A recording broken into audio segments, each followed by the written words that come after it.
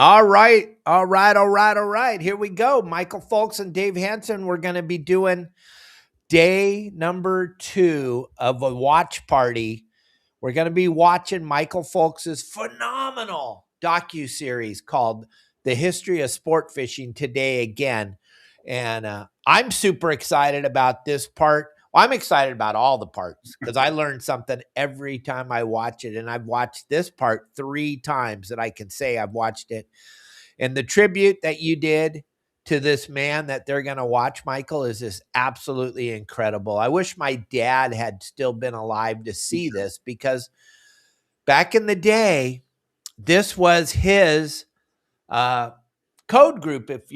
Jimmy Schaefer, Bill Poole, and Don Hansen, they were the masters back in those days. And they used the pay phone. I know it's hard to imagine. No. And he would call Oceanside and he'd ask him, what's going on down there? And you cover that so eloquently in this series about how Bill and his dad got the schooner and parked it out there off Oceanside. And that's how my dad described it it doesn't make sense to me. But when I watch this now, I'm like, oh my God. No, that's how they did it back then. It's crazy. Yeah, the fishing from the barge thing. That's kind of when we talk to all these, you and I, we sit down and talk to all these old timers, and everybody has an old barge story. It's just like you and I've got old half-day stories. Exactly. Twilight trips. Yep. It's pretty spectacular to see this in a actual movie and to actually be able to feel it. And I'm basically touch it on a daily basis because I'm so involved in the history of sport fishing because of you. And I don't want to let you down. You're my best bud in the whole world. And I'm just blown away by how you cover everything that my father talked about when I was a little kid. Yep, it's pretty cool. I had a call from Mike Long yesterday, and he said the same thing. He goes, I just want to thank you again for doing what you've done. No one else in the world has ever done it, and it needed to be done. And it's just, we're so grateful that it's out there now for everybody.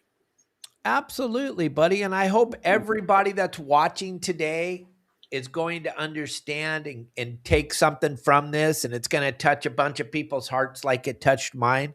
So why don't we start, and then we'll jump in and out as we go along. And today we're going to go a little bit over the hour long because this section that we cut out of chapter 2 is 49 minutes long, and Michael and I are going to be talking and stopping it in between. So gang, and send in your questions, guys. If you guys have any questions, about the show, just text us and let us answer those questions. It's a great opportunity to get behind the scenes and ask me anything you want. All right. That's right. So feel free, guys, on the comments, leave a comment. We'll answer them as we go. And here is chapter 2. The throbbing excitement of success and the inspiration that will drive the fishermen out in the first light of tomorrow with the eternal hope that it will be their day for the king of fish. And on every boat, fishermen wait excitedly for the first strikes of the day.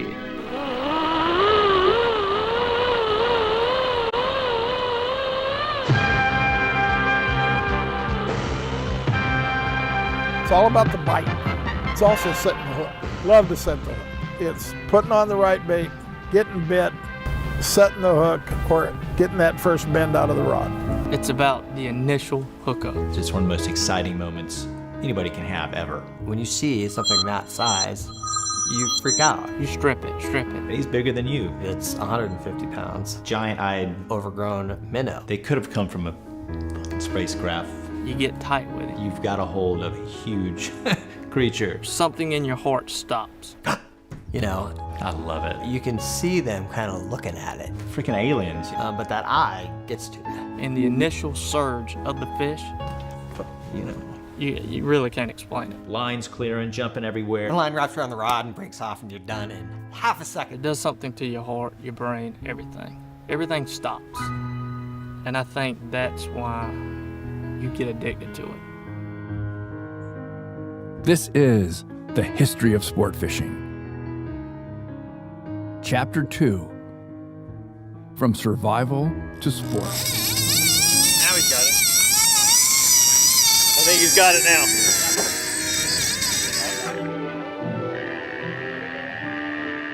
At the turn of the 20th century, big game fishing was still in its infancy.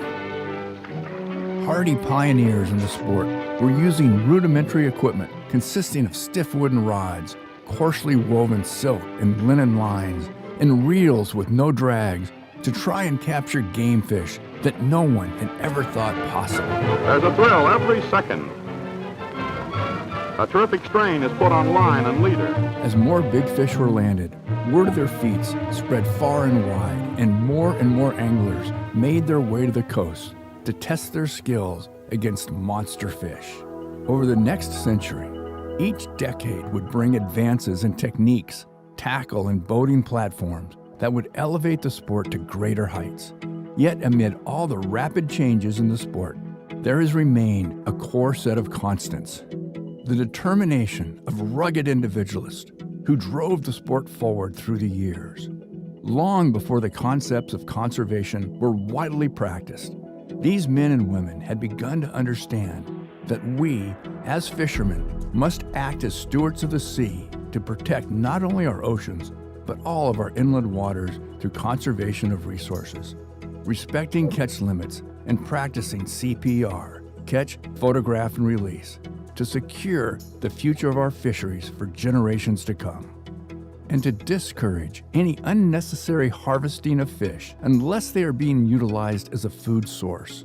Take what you can eat what you take, and release the rest. And most importantly, the core understanding that the pursuit of the bite and the thrill of the catch must always be respected. Technology has given man many advantages over nature, but there is a point when it all comes down to man versus fish. Things are unbelievable. The bite next to the boat on the kite, I've never seen anything like it. And after a picture-perfect release of a fish that Greg estimated at weighing over 900 pounds, Barry let everyone know how truly pumped he was over this fish. His raw emotion showing that even savvy big fish veterans can still get excited over a fish, and proving once again that fishing is a sport that lasts a lifetime. All right, 900 pound bluefin. Ready? Yep. There we go.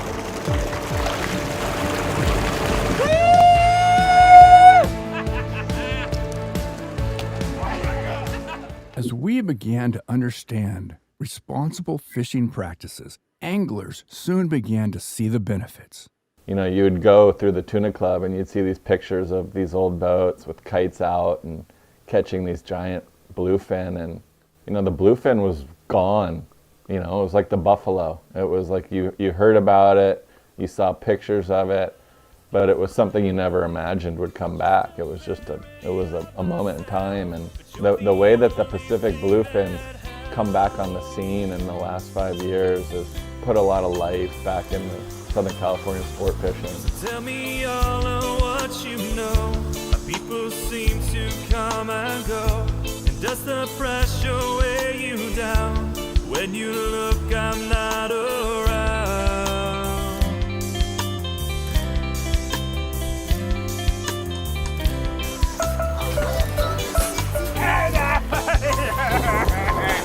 Yeah! I don't know, double trouble sardine. Yeah! Get another one out, get another one out.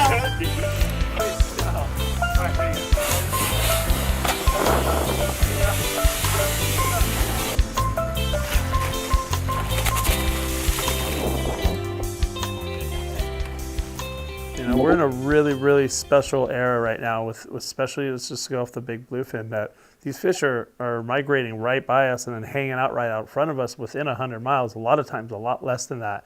And it's cool because we're taking a page out of history's notebook. This all started here. And we had a trip this last year, the fish were out behind Catalina, and we're on our way out and we saw a huge breezer right off the slide, quarter mile away. And I'm like, throw the thing out, skips, hit, boom, tight. And every single frickin' bite we had, I would just look to my clients and just tell them, do you guys realize how special this is? Like, and as far as I know, in this cycle, these fish have not showed back up to this exact locale where this all started over 100 years ago. And it was, every bite was so special, like gave me goosebumps. Again, with every bite, I was like paying homage to Zane Grey and to all the guys who, forefathers who did this and started this for us. Like, you got to give the hats off to the guy that made the linen kite. He's like, dude, we can't get a bite with a flyer on a 200-pound line or whatever they're using. We got to put this kite up and their bit. It's like, for it to go full circle again and come back to now and being able to do it with the technology we have, the fast boats we have, it's truly special. I feel proud to be able to help refine the whole thing with everybody, for these guys. And to be able to do that and look at Avalon and look at the Tuna Club and just realize, geez, this is where history of this started, it was mind-blowing and really, really special. So that's a day I'll never forget the rest of my life. So, Michael, Tim Ogilvy's asking, is there a tournament where they just use the old fishing gear? And absolutely, Tim. Michael can describe it all to you right here, right now. The Tuna Club has a vintage tackle division basically throughout the year. So any fish that you catch on a vintage tackle, which is a pre-1952 reel, a wooden rod, and linen line, qualifies as a vintage catch if it meets the minimum requirements. And then all those points go toward what they do at the Tuna Club, which is really cool. I helped start it, was actually the vintage angler of the year, vintage tackler angler of the year. So the Tuna Club will award its members and the member of the year for the most cumulative points using the vintage tackle throughout the year. You don't have to be in a tournament for it to count. As long as the fish qualifies. And then they also have what they call the Linen One tournament, which is basically an all antique tournament. So there's a full tournament at the Tuna Club that's just strictly antique gear. It's basically a pre-fish day for the masters, where the next 3 days they fish a combination of contemporary tackle as well as the vintage tackle. But there is the Linen One tournament as well as the vintage angler of the year at the Tuna Club. So the club does continue to celebrate and support the usage of old vintage tackle, which to me, it just rejuvenated my excitement and my thrill and the challenge of being out on the water. I've been around probably, hard to say, but probably 10,000 tuna being caught in my years as a deckhand and running a boat and catching tuna and hundreds of marlin. So all of a sudden I'm trying to do it with antique tackle that, you wouldn't even believe that it could be done. Has really just made it so much more fun for me to go out and try to catch fish on vintage tackle. Having done it all with modern gear and 2-speed reels and spectral line and everything else, it's really fun. But to switch over and try to do it the old style it's been a challenge for me personally, and it's put a lot of thrill and excitement back in the sport for me. It's absolutely incredible that you guys do that and you go out there and you capture these giant tuna with that vintage gear, because to go out there and do it with that vintage gear shows how hard it was. And you guys are doing it with the vintage gear, but you're still tying a piece of fluorocarbon onto the end, and you're still not using the old hooks that they used. You're using a new style hook. So just that part of it is absolutely incredible.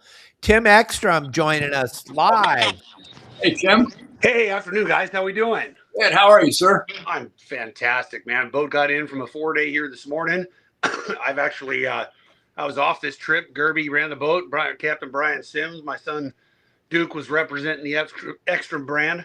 But we got a couple days at the dock here before we head back out on January 3rd. Got everything buttoned up. Perfect timing to join you guys and see what's going on. We are watching Michael's The History of Sport Fishing, and this chapter that we're watching today is perfect because it pays homage. Well, Michael, go ahead. Oh, you got it, David. Yeah, this is a real good. This chapter 2 is really about the birth of long range fishing in San Diego. Oh, how cool! Yeah, and talks about a guy named Bill Poole really exclusively. And so if you want to kick back with us here for a little bit, and then we'll stop and you can talk about it, Tim. We're just going to watch it for a little bit. Is that cool? Absolutely. Yeah, I got time now, so it's perfect. Cool. And if you have any comments there, Tim, just jump in. We'll stop. Tell me to stop.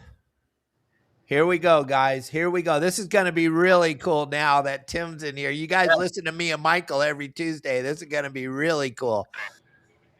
The most prolific and most effective method of capturing these big bluefin tuna has been using the exact same methods that the guys were using over 100 years ago. And that is a kite with a dead flying fish.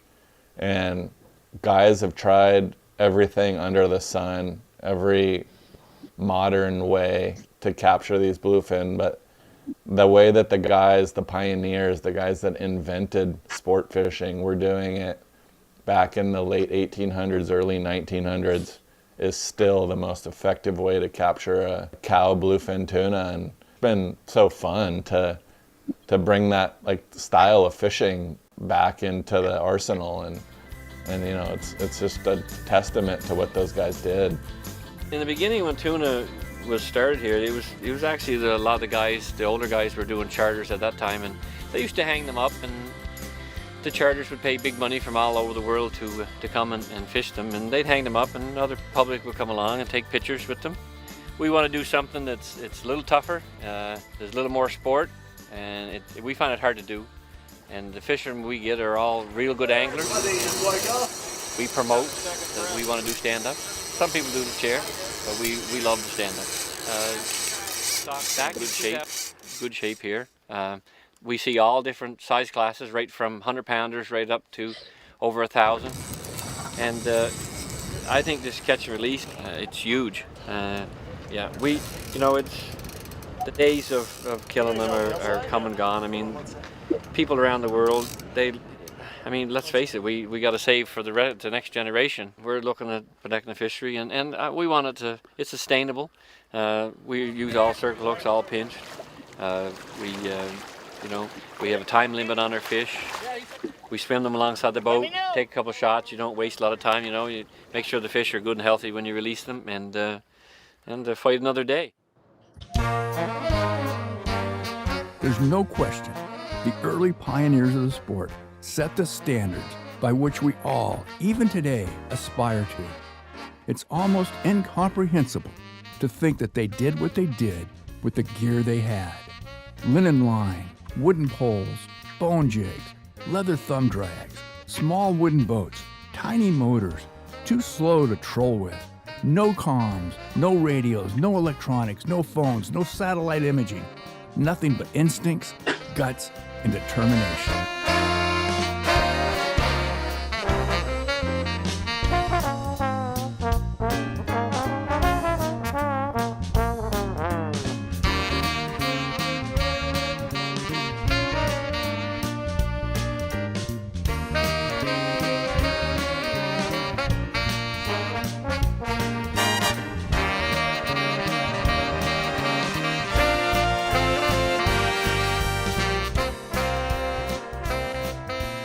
The popularity of sport fishing rapidly grew as word of Catalina's phenomenal fishing spread to the mainland, expanding up and down the coast, across the country, and around the world. Everyone was getting in on the action. Où sont des trouve quelque écoute comme le son écoute comme le son la pluie Presidents and celebrities alike flocked to the island, testing their skills against the mightiest fish in the sea. Hey, Brian. Fishing around Catalina Island in the early part of the 19th century No! was, as Holder wrote, an angler's paradise, with an abundance of life never seen before or since. President Herbert Hoover was in the Oval Office when the stock market crashed. The president was an avid angler and took solace in taking rod in hand. Prime Minister Winston Churchill, seen here with his striped marlin, caught off the island in 1929.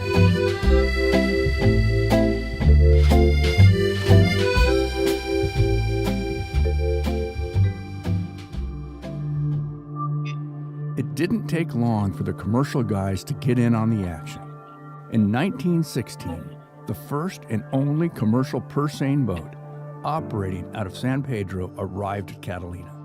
Just a few years later, there were 107 commercial seiners wrapping everything that swam in the water surrounding the island, yielding a commercial bluefin catch in 1920 of over 20 million pounds. You cannot hurt a fishery with a rod, reel, and a piece of string. It's the thousands of miles of indiscriminate, long lines, and high seas drift nets that are destroying our oceans, not sport fishermen. Sport fishermen have done and continue to do more to protect and care for our oceans than any other group on the planet.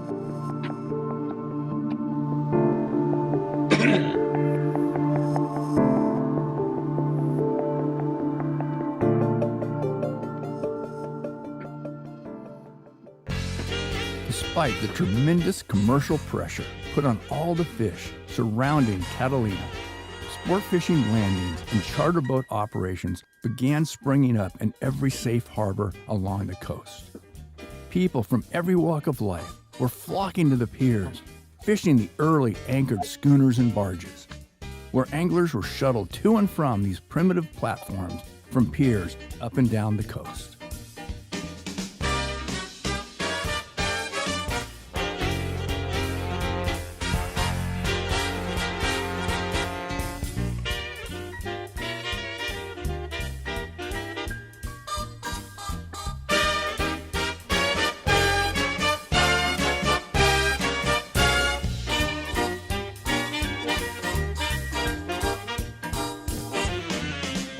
Earliest sport boats began showing up to satisfy the public's high demand to fish. But as more and more people started fishing, they helped shape every individual port and harbor along the coast. There was an unmistakable buzz that made sport fishing in the early 30s and 1940s one of the most popular activities of the time.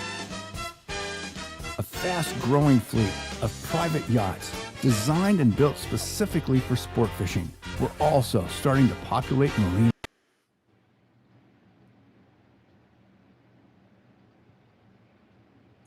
I think you're muted there, Dave. Oh, okay. That giant squid, they show those ladies holding on the pier there.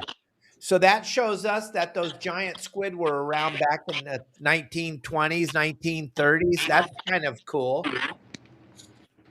Very cool. Yeah, I think they've always been part of the scene. I remember when I was a kid, there was giant, there was squid runs. I remember them being on the, I think it was the Huntington Beach Pier, if I remember right. But, just part of a cycle.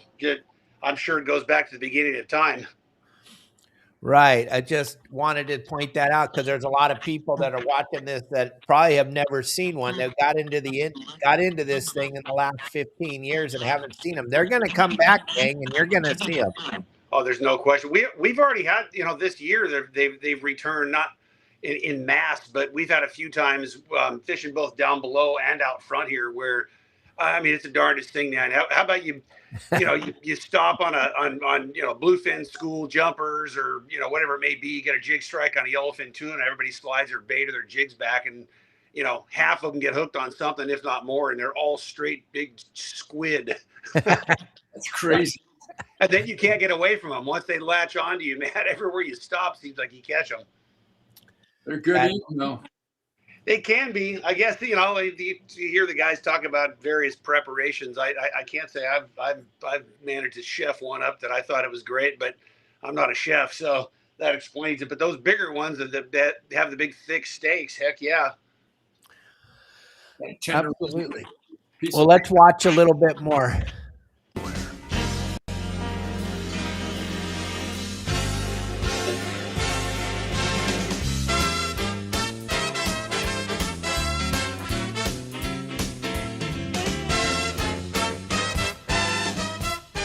This high demand gave birth to a live bait fishery unlike anywhere else on Earth. The bait haulers worked throughout the night to find, catch, and supply live bait. Every morning, yachts and sport boats alike lined up outside jetties all along the coast, waiting for a few swings of live bait to begin their day.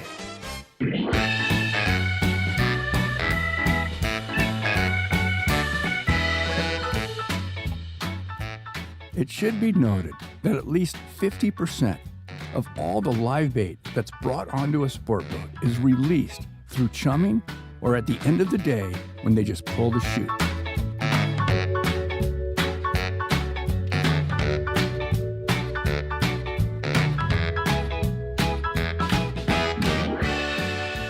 Legendary Captain Charlie Davis ran the 3/4 day boat Hurricane out of Pier Point Landing in Long Beach. He was the first captain to ever capture a broadbill swordfish on board a sport boat in 1954. So our industry came out of the commercial industry back in the 20s, 30s, even before that.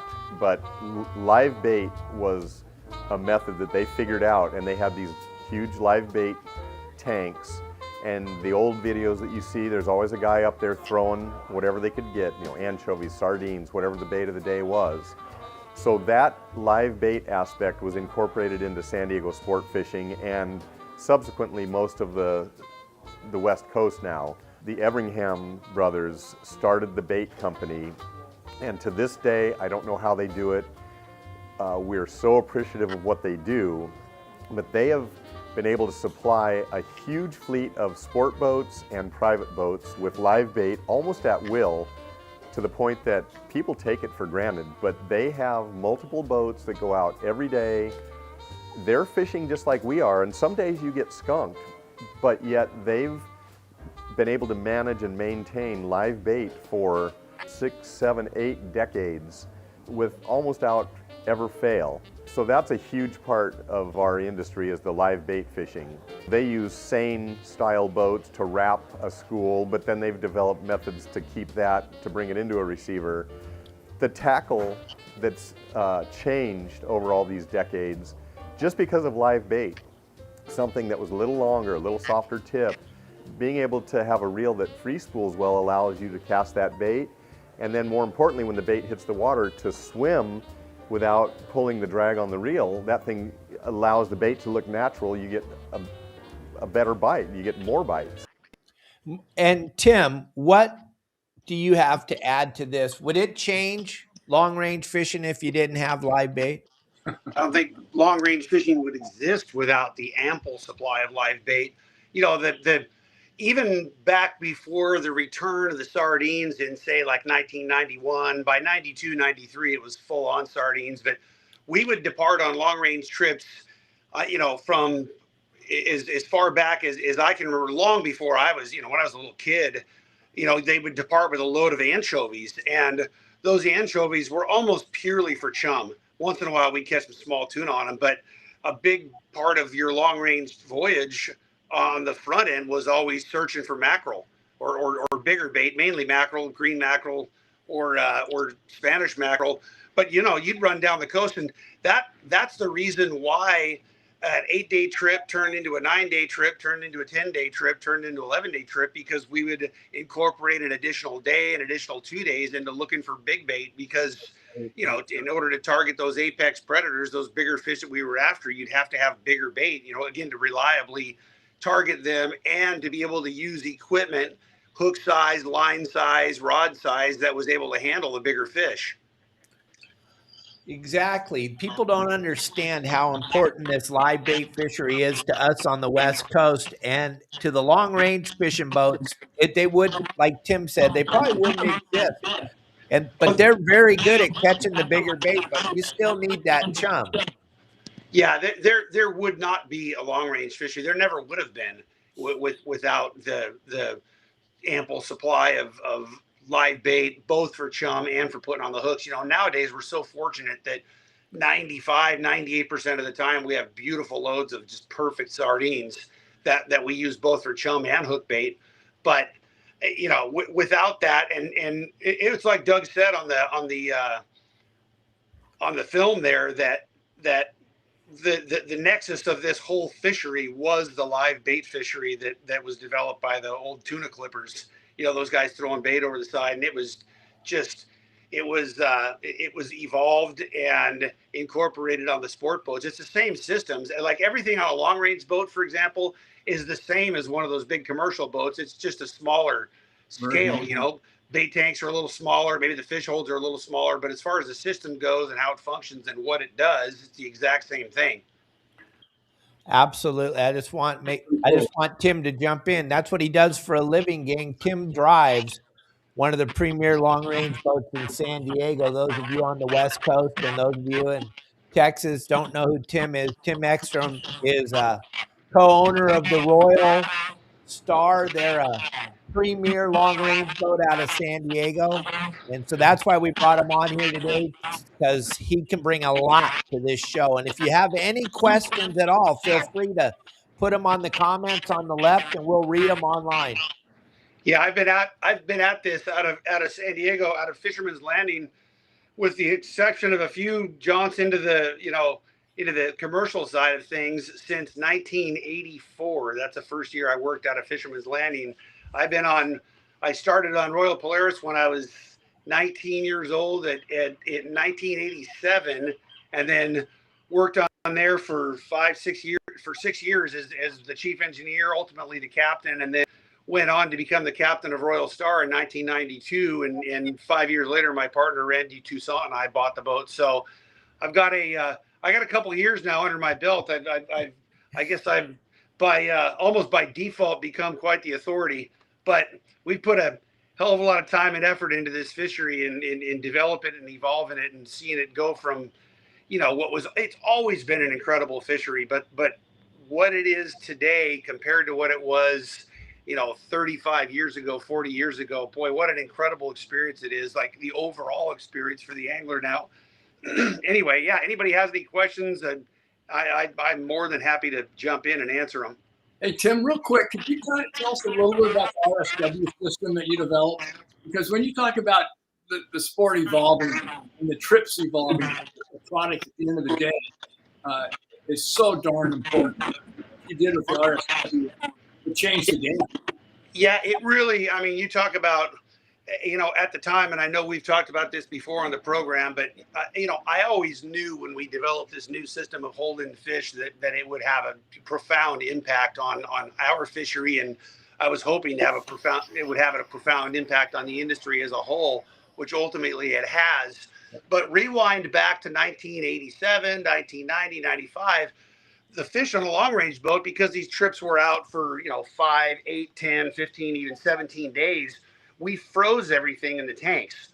We would make brine, just add extra water, add extra salt to seawater, circulate it in a tank and run it across a refrigeration coil or a chiller and get the temperature down to well below freezing. Because of the salinity, we would hold our product at between like 10 and 15 degrees Fahrenheit, freeze it like bricks, rock solid. It was a great way for preserving fish. Everything we would come in was basically at what we would call a cannery grade, which was fine when it came to the tuna. But when it came to all these other fish that we would target, wahoo, dorado, or mahi-mahi, if you know them as that, yellowtail, pargo, grouper, like all these beautiful game fish that are also incredible table fare, no doubt the brine freezing of it really diluted the quality of the product. For a couple reasons. Number one, they absorb salt. Number two, in order to when we would freeze the fish whole, we wouldn't fillet them, we'd freeze them whole. So when you returned, you'd have to thaw them out, fillet them, and then refreeze them, which, we all know thawing and refreezing something doesn't result in the best quality. Anyway, fast forward to 2002, we developed a system of holding fish on here on Royal Star where we would use the same tanks, but we just filled them to the top with seawater and then refrigerated that water down with a couple adjustments to our system to about 30 degrees, where seawater doesn't freeze until 28 because of the salinity. So we hold our tanks at about 30, immerse the fish whole in the tanks. In the case of the most of the tuna, we actually remove the innards, the gills and guts. We bleed every single fish that goes in there. We dispatch them with a spike to make sure that the fish doesn't beat itself up when we land it. There's a whole process. We take a whole lot of time and effort and care into producing this beautiful product. So, you know, back in the 80s, 90s, early 2000s, when we would return with, you know, a hold, 2 hold, 3 holds full of frozen fish, now everything we return with going back from 2003 on is absolutely, you guys, I cannot emphasize how incredible the quality of this product is. It's beautiful, fresh. I mean, we we returned from a trip that I ran in December. We caught a couple handfuls of bluefin tuna, like 150 to 250 pounds on the way down. It was a 15-day trip, and the second day out, we caught these, you know, these big, beautiful bluefin. We immersed those in that you know, RSW for refrigerated seawater, held them at 30 degrees for 12 days in those tanks. And when we offloaded, I'm telling you, they looked like they were still alive. They were absolutely beautiful. And the quality of the product, the grade, I mean, like number 1A prime, you know, something that would be, not that we sell fish, but, you know, if that fish were up for sale in a commercial area, that fish would be worth, you know, if you were buying it from the fish market itself, 30, 40, 50 bucks a pound. It's that kind of quality that we offload now on every single trip. So it adds incredible value to a long range voyage to the angler. You know, they get the overall experience out fishing on the water, the sights, the sounds, but in addition, they return with this incredible, beautiful product to share with friends and family. You know, at the conclusion of their voyage, they fill their freezers full of this beautiful product. And you know, again, it's just a value add that cannot be overemphasized. And you know, going back to that, it's that thinking. You know, we've always had we've had a reputation for developing new things and making things better. And that one, boy, you talk about hitting the jackpot. I mean, we've transformed this entire the entire sport fishing industry in one form or another. Applies that RSW theory to holding their catches, even down to, you know, a lot of and I know you guys know more on the private boat side. A lot of the private boaters now, they take a lot of care when they go out, you know, for the day. They keep their fish in those beautiful insulated fish bags on ice, on slush. They bleed them, dress them out. And all of that was the result of the introduction of this RSW system on Royal Star in 2003. Yep, it changed the game, Timmy. And I know we talked about this before, but how did the idea come to you? I'm fascinated by it. It really is huge. It's like a 2-speed reel. Yeah, I love telling the story. We took Royal Star to Panama. We 2 different years we went down there, you know, just to do something new. Again, we had that pioneering spirit ourselves, you know, back in the day, especially in our youth. You know, there was no horizon far enough, or that we weren't willing to drive over. So we went down to Panama, took Royal Star, and offered anglers 8-day trips that ran out of Panama City.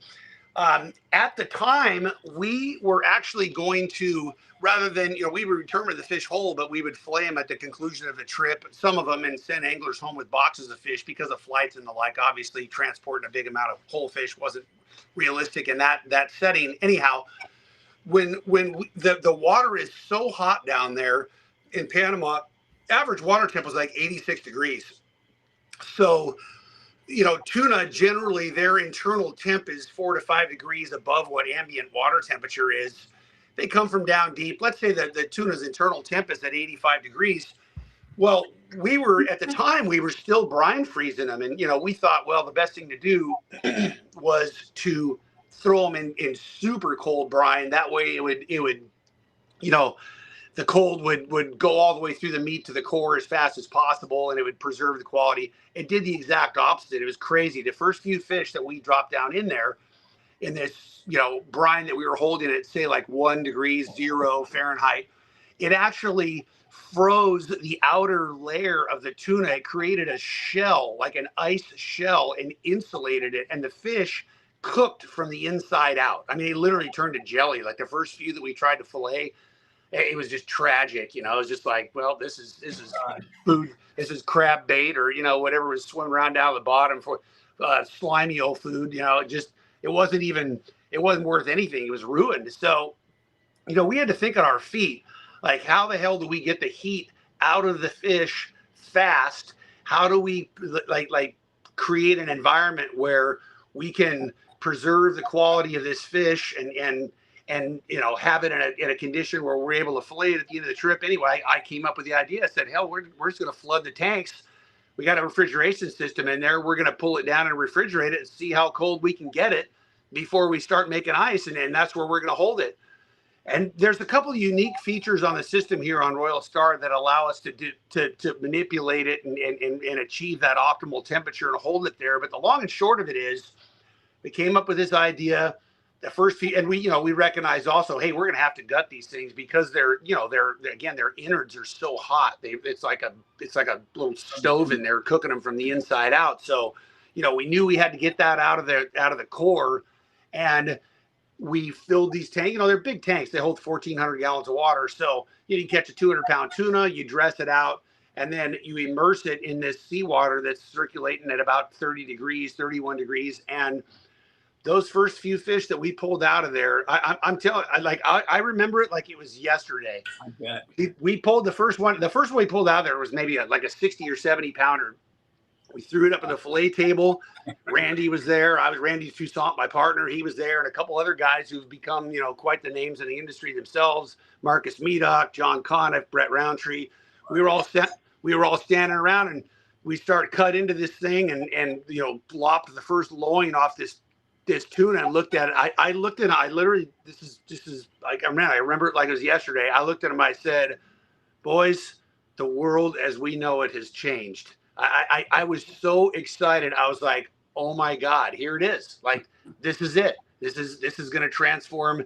And I had always wanted to produce a higher quality product. It just kind of eats at you to know you're catching these beautiful bluefin tuna, yellowfin tuna, wahoo, whatever it may be. And you come back with this fish and it's frozen and it's like, yeah, it's okay. But it just wasn't even close to what the potential of that was. And man, when we did that, that was it. We knew it. We all knew it. We knew that we were going to be able to incorporate that into every trip on at scale for not just us, but ultimately the whole fleet. They followed along. They had to, because it was such an incredible product. The demand for it, we did our job. We promoted the hell out of it, and you know how it is. Good news travels fast, man. The first few trips, anglers that came off Royal Star that were the beneficiaries of the RSW product, man.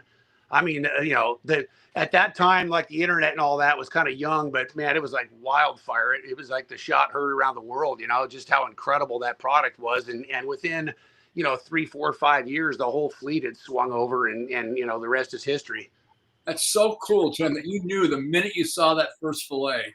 I'm telling you, I swear to God, Michael, that is a verbatim. You could ask Randy today, and he'll tell you. It was like the world as we know it has changed. I was just like, I get excited thinking about it still this day. It was just like, oh my God. You tell the story. Yeah.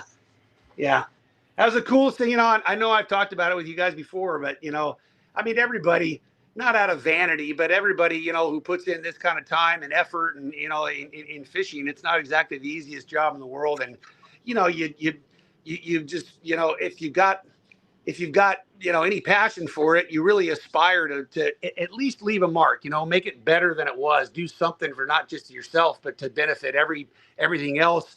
And in this case, it took a while for it to really settle in and to both realize and own, just exactly what we've done here and how impactful it is. But, I can't tell you the amount of pride I have in being the one to develop that system and advance it. And yes, the anglers are incredible beneficiaries, but the ultimate end, guys. So we used to just come in with just piles and piles of fish because the anglers would trade their tuna for cans and it was all about catching as much as possible. And nowadays, because of the quality of this RSW product, the anglers are the beneficiaries of every single fish. And we all know that the limits are generous. And even in the case of bluefin, let's say those nicer ones are biting. An angler goes out on a 1.5-day trip and catches 2 bluefin tuna that are 60 pounds each. That's a lot of fish, So the RSW product has actually reduced the overall take I'm not kidding you guys, by 50% or more. I mean, compared to what we used to bring in on a regular trip to nowadays, because, you know, our anglers, they self-regulate. They get 3 or 4 nice ones and they're like, I'm good. My freezer's full. I got some friends that are going to pick up some fish, but I'm happy, man. My trip is made. And they'll catch and release the rest of the trip. They'll sit up in the peanut gallery and give guys grief down on deck. You know, they'll just enjoy their vacation. And it has had a huge impact on the overall amount of fish that anglers retain. And again, it's like, I would guess just a ballpark figure that you know, in 2025, a long range trip compared to 1995, I'll bet you at the end of the year, we keep about half as many fish as we used to. And, you know, just think about that trip after trip, you know, over the year, what that translates into as far as the future of the fishery is concerned. So cool, Tim. That's a great thing. Let's watch a couple more minutes of this. This guy kind of had something to do. He kind of was an innovator too. Check out a little bit more of this. We'll talk about Bill Pull at the end of this. Tells me about when he was 12 years old on the pier, and he would catch various fish and he would sell them to whoever was there. Hey, do you want to buy this calico bass for $1, whatever it was? And the pier owner said, hey, it's illegal to sell sport caught fish in California. You can't do that. So Bill came back the next day and he catches the calico bass and he goes, hey, mister, do you want a free calico bass? Well, sure. I'll charge you $1 to fillet it. Not too surprisingly, Bill was voted the most likely to succeed by his high school classmates. Even then, his self-motivation and focus on goals stood out above the rest. Bill was driving truck for his father. He was in Oregon. When he heard about Pearl Harbor, he headed right down to San Diego and enlisted in the Navy. He went on to serve his country until the end of the war. There was a break after the war was over. I was stationed in Hawaii for quite a while, and I'd made up my mind I was going to go into sport fishing. And I saved up quite a bit of rock money, I call it, and I told my dad I was going to go. He said, well, you know, I've always wanted to do that. I think I'll sell out the station and I'll just go with you. Following his dreams, Bill and his father purchased the 125-foot schooner Lazy Days. Bill's true desire was to take people on fishing trips out on the ocean, and he realized his dream by purchasing the 50-foot Melita for $8,100. It was his first genuine seafaring sport boat, designed to carry 20 passengers but plagued with mechanical issues. She would be the first of many boats Bill would engineer for trips into the blue waters. After struggling for some time with bad equipment and costly repairs, he began to look for better options and recognized the potential value of an ASRV, Air Sea Rescue Vessel, hull design. Bill knew of one that was in the yard. And I never forget, I was working on the Melita doing something, and his wife and him were walking up the dock. I said, you get tired of fiddling with that old piece of junk, I might buy it from you. And she called me that night and said, were you just kidding or were you sincere? I said, well, I think I can get the money. My boat's paid for. And the next morning, Bill was the proud owner of the original Polaris. Bill was the youngest owner-operator in the San Diego fleet, and he quickly became known as the captain that knew the secrets of the deep hidden channels and could read the water with the best of them. His pioneering spirit drove him to more remote destinations, and he worked diligently with authorities to obtain permits that would allow passenger-carrying vessels to venture further and further out than ever before. In 1957, Bill built Seaforth Sport Fishing Landing, tackle shop, restaurant, and marina in Mission Bay. Then, in 1964, Bill built his first brand new Ditmar Donaldson and kept the name Polaris. That same year, Bill said that he landed the catch of his lifetime, finding his wife Ingrid. Known as the first lady of sport fishing, her honesty, common sense, abilities, and willingness to do whatever it took to support Bill and his passion made them a perfect match, both on and off the water. In 1965, Bill and Bruce Barnes purchased Fisherman's Landing. Like a character from a Zane Grey novel, Bill had a sixth sense about the movements of the tides, currents, and how they affected the fish. Combined with his hard work and entrepreneurial spirit, he kept growing the San Diego waterfront, bringing more and more fishermen to the area, leading it to become the finest sport fishing destination in the world. Now that we've arrived here, I would not change a thing. Knew that we'd survive here and all the goodness we would bring. Of this I sing. Everybody swimming in sunshine, everybody feeling fine. Everybody join the front line, ain't nobody left behind. Everybody swimming in sunshine, everybody feeling fine. Everybody join the front line, ain't nobody left behind. Everybody swimming in sunshine, everybody feeling fine. Stop the wine, everybody join the front line, ain't nobody left behind. Everybody swimming in sunshine, everybody feeling fine. Oh, stop the wine, ain't nobody left behind. With every passing year, Bill looked for new ways to push the envelope of what was possible on extended offshore excursion. In 1966, Bill built the 80-foot Polaris III at the Ditmar Donaldson Yard in Costa Mesa, setting a new standard in sport boat design and function. In 1970, he launched the 90-foot Cape Polaris. The improvements continued as each boat became more fishable and offered even greater creature comforts. Ingrid aimed for more luxury across the board, from comfortable private staterooms, enclosed hot showers and heads, to open salons with air conditioning and highly skilled chefs to prepare delicious meals.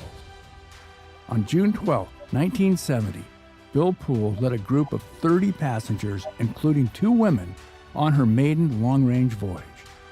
During their trip, they encountered cold, green water around San Benito and Cedros Islands.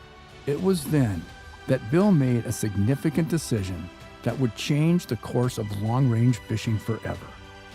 Despite only having radar to help navigate, he pointed her south towards a tiny outcropping of rocks some 450 miles south of San Diego. Talk about finding a needle in a haystack.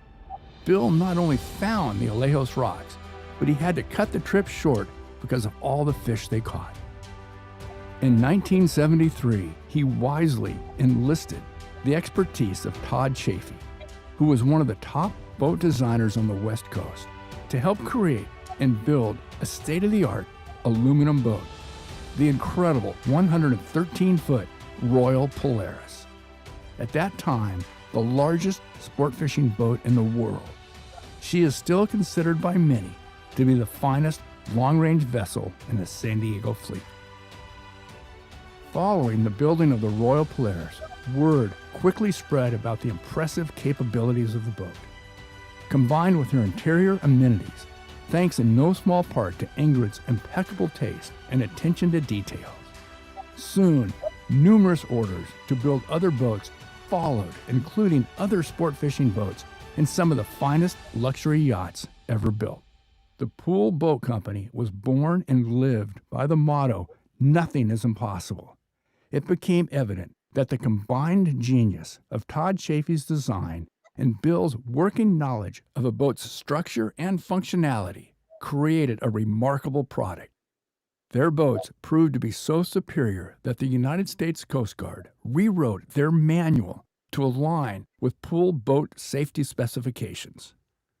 In 1979, Bill built the 72-foot Polaris Deluxe, followed by the Poole Chafee built beautiful 90-foot Polaris Supreme. Bill Poole had a boatyard because he was dissatisfied with the quality of the boats he could get at the time. And that's where all of these aluminum long-range boats that are still the Highliner, nicest boats in the fleet came from. And along with the equipment, he was able to pass along the knowledge. So he would have these up-and-coming guys, and he was a brilliant man at knowing which guys had it. Let's call it the sixth sense for fishing, the ability to give good customer service, the work ethic. And so he would bring those people along. And so the first one probably was Frank Lopresti. Bill would give you the platform to work from to go to that next level. And then that process would start over again under those captains, would bring up their proteges. So Bill had the ability to design a boat, build it to do what we wanted it to do. Then he would take the techniques that he learned, put them into play, teach the young deckhands, the young second skippers, and they would come up through the ranks learning from the master. Then they would get their own boat.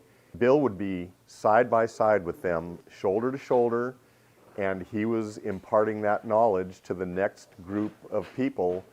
The Tim Ekstroms, the Brian Kiyoharas, Art Taylor, those are names that are in this second generation, and the culture and the ability to pass the torch, the foundation was laid by Bill Poole.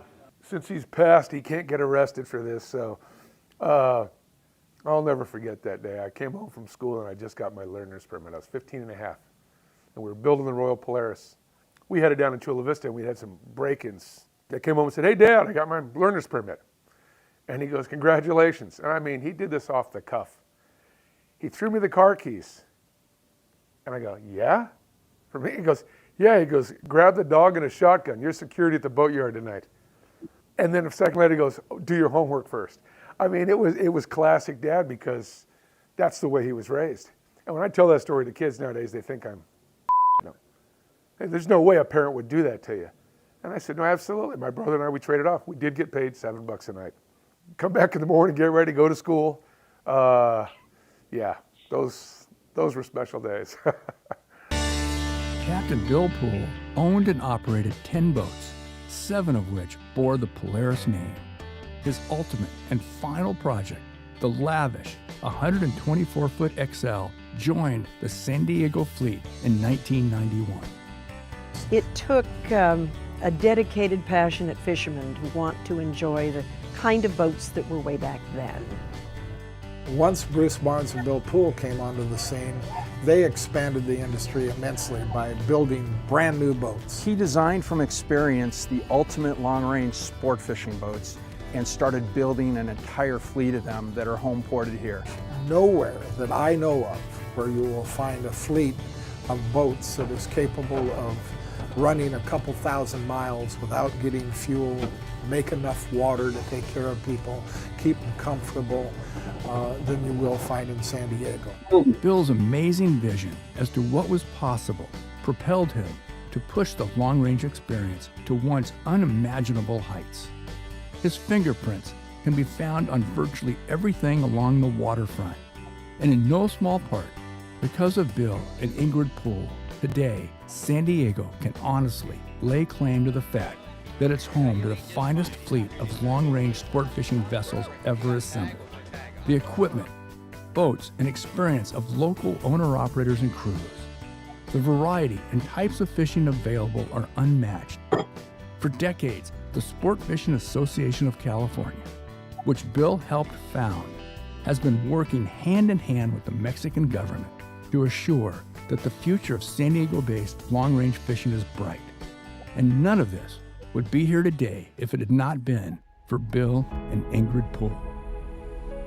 On October 23rd, 2012, Bill was inducted into the International Game Fish Association Hall of Fame, the only West Coast sport boat operator to have ever been inducted.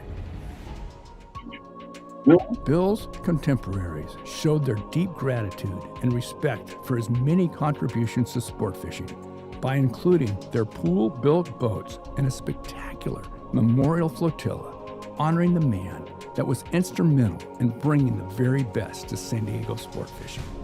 The only time a procession of this magnitude had happened, it was an amazing send-off to a highly respected and beloved man who forever improved the landscape of sport fishing. Men like Tommy Gifford and Bill Poole have led the way. But the water calls the name of every true angler, young and old, noted and humble alike. Whether it is the challenge of a perfect presentation, the thrill of the bite, or the fight itself, the joy found at the end of a line never fades.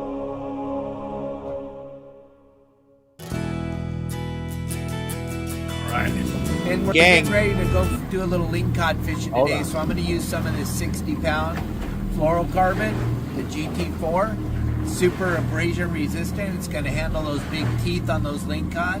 We're going to drop down some live deception jigs, see if we can't get a couple of nibbles. We will let you know later, but gang, you must have some of this GT4 fluorocarbon connected between your braided line and your lure. Somewhere between your braided line and your lure, you're going to want to have some fluorocarbon. Super important. So check it out. GT4 All right, gang, this whole show was brought to you by Promar Ahi USA. Second to none with all their components and everything that you need to go fishing, from bait scoops to sabiki rigs to lobster hoop nets that we do all the time. Promar stands in the gap and makes sure that we're all taken care of on a daily basis. So thank you, Promar. Thank you for this great show. Hopefully Tim's still with us. I think he's got a few days in. He's probably just buried with boat work. Yep. But I'm here. You guys muted me. Oh, we don't see you. There we go. No, I'm here. All right. Well, really, you don't see me? My picture's up on the phone. Yeah, we don't see. Do you see him, Michael? No, I got a black space. I hear you though, Tim. That's all we really need. Yeah, my picture. I mean, I see it. I see you guys. Okay. Well, so what do you think, Bill Poole? What do you think of that? Was that guy kind of instrumental in your life? Well, I mean, Bill Poole was because I always shoot. I'm fiddling with this camera at the same time I'm talking to you guys. I'm sure it's some setting on here. I always was connected to Bill Poole kind of from afar because I started working in this industry. I started working with full time with Eddie McEwen on the Pacific Queen, and then from there I went on to Royal Polaris, where I worked with Frank and Frank Lepresti and Steve Loomis. So I actually never directly worked for Bill. Bill was, he was the living legend, who obviously we crossed paths a lot walking up and down the dock and over the years. But he didn't run the boat a whole lot. After he would occasionally make a cameo on the Polaris Supreme when I first started on Royal Polaris, and then he went out a few times on the XL. What was that, 5 or 6 years later? But we were always, through the, through the industry, and as I gained more, seniority, more wisdom, if you will, and especially when I started participating in fishing beyond just the deck of the boat and beyond the wheelhouse, I joined SAC as one of the executive board members and ultimately became part owner of the landing. I had a lot more dealings with him in the professional setting, and he and I, and you guys can probably hear this with and not be surprised that we kind of butted heads a little bit. I was kind of a headstrong youngster, and him being the old bull, he was not too patient with my impatience and youth at times, but that's a good thing. I learned a lot from him, not the least of which is humility, because he had a way of setting somebody in their proper place, if you will. Yes, sir. I had a hell of a lot of respect for him, obviously, based on his history, and I also had some really cool dealings with Ingrid over the years. So she was actually a great go-between liaison between Bill and I. A couple of times we locked horns, but overall, I really liked. I appreciated Bill, while of course he had all these incredible business exploits and you know, how transformational he was, the industry and building boats. I mean, God, you know, his history speaks for itself. By the way, that production's incredible, Michael. That's the first time I've seen it beginning to end. That's fantastic. Oh, thanks. It's incredible, really. I think you did a phenomenal job. Thank you for doing that for both Bill's sake as well as all of ours, so we can, you know, his history is memorialized. Anyway, I always had, you know, I loved talking fishing with Bill. Like I would sit, I was like, you know, the business side, all but sit down and just talk fishing with him, because at heart, he was. That's why he did all of this. You know, what I mean, he was a fisherman. He was just like a, you know, the young kid that was originally attracted to it, just like all of us are, who really have this, you know, lifelong passion for it. You know, you kind of lose sight of the fact of what an incredible fisherman this guy was. Like, man, everything he did, everything he was driven by. Yes, you know, he was incredibly successful financially because of it, but all these innovations, all this, you know, how he evolved the fishery, that desire to go farther, it was all from a fisherman's perspective. You know what I mean? Like he wanted to see that next big school. He wanted to see him bite better than last time. He wanted to be the first guy to get to that spot to where he got the cream. You know what I mean? Like that's what drove that guy. You know, that was the impetus behind the whole thing, which I find that to be the most, as you know, again, from a fishing perspective and going back to my, you know, what drew me to this industry as a youth, that was his most attractive feature to me. I just respected the heck out of that guy as a fisherman.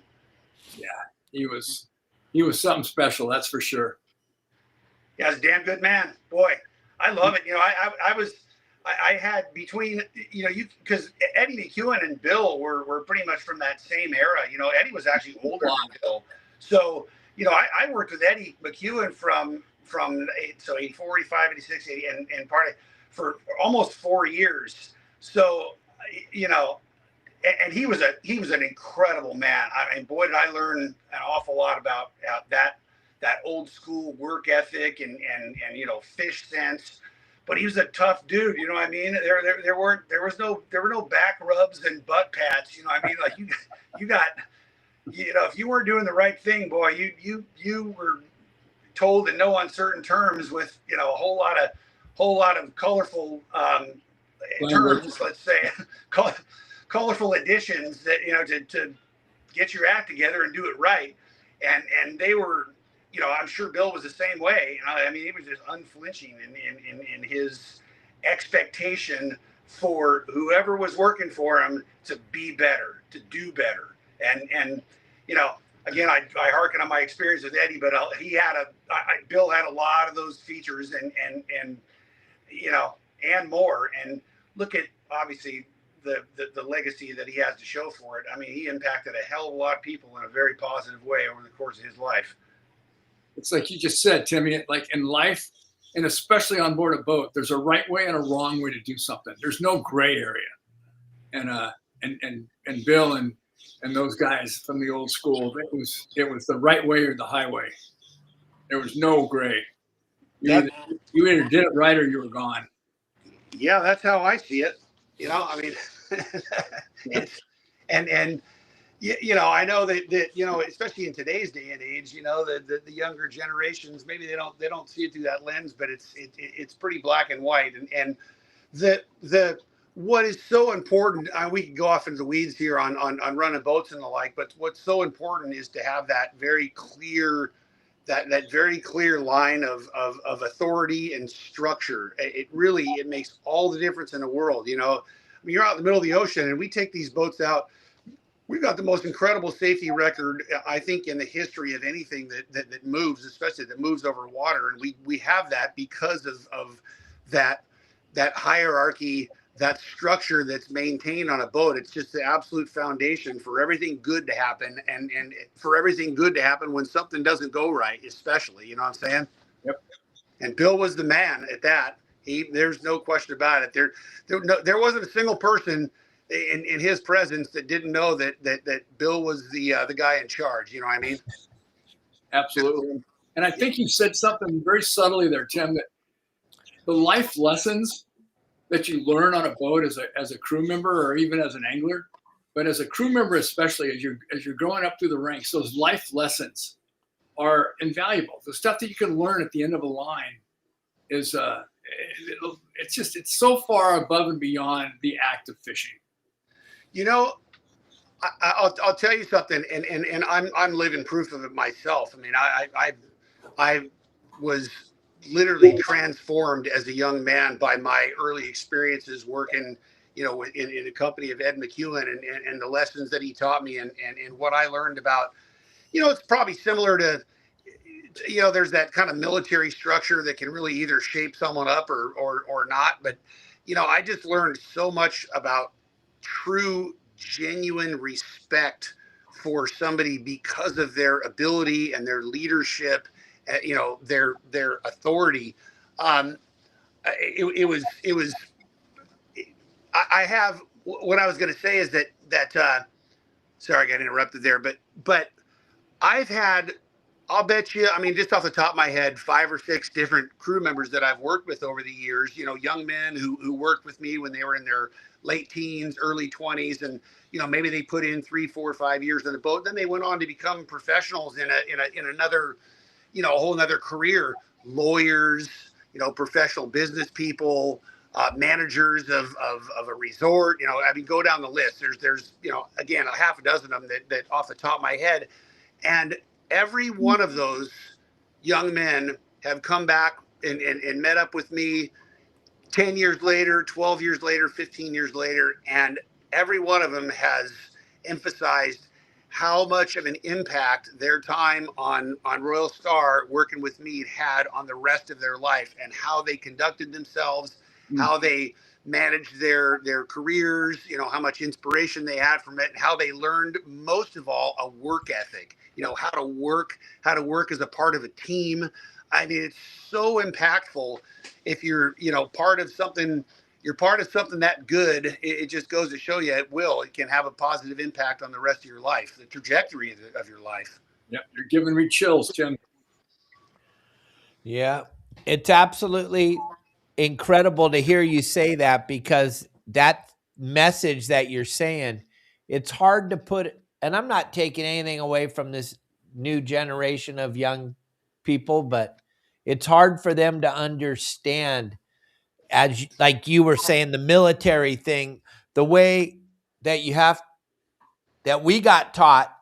You only got told once, and you were told the way, and that was it. And there was no, like Correct. you said, there was no hug, and there was nothing on the end of it. But oh my God, my dad came from the Bill Poole and Eddie McEwen days, and that was his code group. And I understand exactly what you're saying, Tim. And there's only one way to do it, their way. Yeah, and I got to tell you, and as a young guy, I still remember, again, like it was yesterday.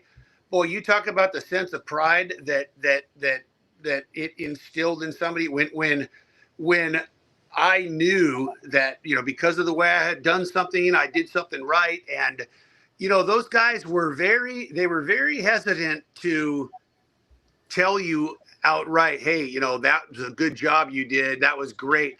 They wouldn't say that. They would just give you more responsibility. It would be, okay, you know, they're watching you over time, and next thing you know, it's like you're the guy that's in charge of keeping track of the, you know, the engine hours, and now you're doing the oil changes. You're greasing the U joints at night. You're the guy that's in charge of checking on the refrigeration. Now you're the guy that's running the refrigeration. They were very strategic in you know, identifying people who had that kind of ability. But if you performed, you were just, you know, more responsibility was added to whatever your daily responsibilities were. And there was nothing that gave me more pride. I'm telling you, like my chest would swell up like a balloon when I knew that I'd done something that made the old man, you know, recognize that, hey, you know what, this kid's got it here. You know, it was such a, again, how impactful something like that is for a young person, especially young men. You know, like there's just being able to achieve that through one's own efforts, and then there's nothing like having somebody entrust you, somebody that you respect that much, entrusting you with more responsibility. Ended up with running the boat. You know, I mean, in my own case, look at Frank Lepresti when I ran my first trip on Royal Polaris, my first long range trip, a 5-day. I was 21 years old, and think of what that took for Frank Lepresti, who at the time he's an iconoclast himself, and this incredible boat, Royal Polaris, world famous reputation, and for that guy to entrust a 21-year-old kid with the responsibility of taking that thing out on a 5-day long range trip. That's just a perfect example of what I'm talking about. I know, going back to what you guys were saying, myself in my 40 some odd year career doing this, what I have the most pride in, what gives me the most satisfaction, what drives me more than anything, is watching these young men that have come up through the ranks, and they go on to either become their own boat, their own boat owner, become a business owner, be a captain of a boat. We have, between Randy and I, there's 7 guys that are now in fishing, both in long range sport fishing, local sport fishing, commercial fishing, that have gone on to become really successful captains, really successful owners. That more than anything drives me. I'm so motivated by that. You have a young kid come along and you see that spark, you're like, yes, that's the next one. And to bring them up through the ranks, teach them the whole, teach them the ropes, teach them how to fish, number one, although most of those guys have that instinct, but you teach them how to operate a boat correctly, how to handle that responsibility, how to maintain the mechanical equipment, how to do everything it takes to be a successful operator outside of fishing, because we all know it takes a hell of a lot more than just being a fisherman to be a successful operator and a business owner. Anyway, I got off on a tangent, but I love that stuff. It is so highly motivational to be able to impact these young guys coming up through the ranks and seeing them go on to build a successful life on their own. Yep. Absolutely, buddy. Absolutely. Well, thank you very much for being on the show with Michael and I today. It was very much a pleasure. I know you're super busy, so anytime you take out of your busy schedule to be with me, I appreciate it. It's certainly my pleasure. I get a little long-winded at times, man. You get so much stuff to say. I can talk to you all day long, every day. My dad, Tim. My dad, I've told you this 100 times if I've told you once, but my dad said, when Tim talks, shut up. I was going to give him the shout out when I was talking about Bill and Eddie. You jumped in there, but he's right up there with them. Another one of that generation that I can't tell you how much respect I had. And I was the same way with your dad. When he talked, I listened, to every single word. So anyway, it sure is a pleasure to have the opportunity. You guys let me know anytime. I'd love to join the program. All right. Absolutely, buddy. Absolutely. Yeah. My dad had so much respect for you, and he was so happy when you came on board to the fisheries and got into that thing, because he thought you were just he told me a long time, you're the most intelligent fisherman of the group. And I was like, huh? Better shut up and listen to this guy. If my dad thinks because my dad didn't think anybody was intelligent. So it meant a lot, because I spent 55 years with the guy. So I knew what he thought, and he thought a lot of you, man. That is fantastic to hear. Thank you, man. All right. Well, Michael, you got anything to add? Nope. Just wishing everyone a great new year and stay safe. Love your family. Love what you do, and be grateful. Amen. Count your blessings, man. We certainly do ours. Thank you. And then next week, gang, Michael and I are going to do this show live at 6:00 at night, the viewing party for Chapter 3 of the History of Sport Fishing. So everybody, set your calendar, set your clock, set everything up so that you don't miss this. Subscribe to our channel. Hit the notification button. As soon as we go live, you'll be notified. You can jump right on with Michael and I. If you guys want, pre-watch Chapter 3 so that you can have your questions ready when you watch it with Michael and I. And Michael talks about the back making of Chapter 3. It's super important. There's a lot of really cool stuff on Chapter 3. We're going to have a great show next Tuesday night. It's one of my favorite chapters coming up, 3. Nice, nice. Well, I hope everybody enjoyed this. Thank you very much for watching, and we'll see you tomorrow. I'll be on the show live with you tomorrow at 12 o'clock Pacific Standard Time. Thanks, everybody.